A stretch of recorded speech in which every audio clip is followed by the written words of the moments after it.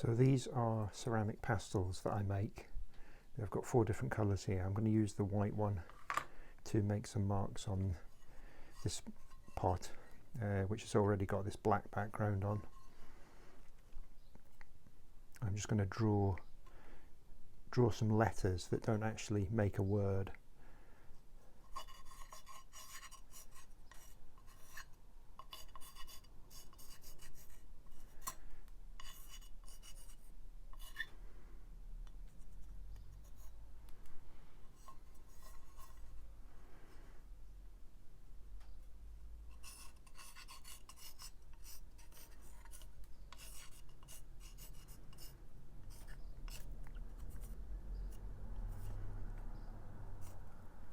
It's the shape of writing that I like rather than what it says.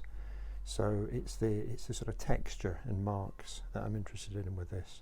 But I like using these pastels because it gives this very characteristic sort of chalk-like mark, which is quite unusual in ceramics. At the moment that will just dust off if I touch it, but when it's fired again they will become more permanent.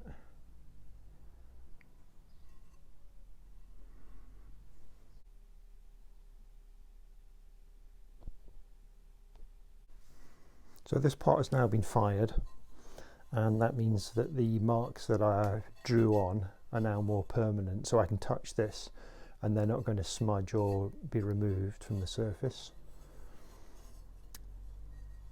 With this pot I've just added a little bit of detail of red glaze as well that has also been fired on, but that piece is now finished.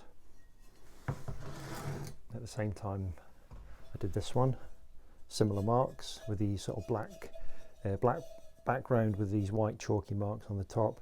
On this one I've also used a little bit of a pink pastel that I've also got.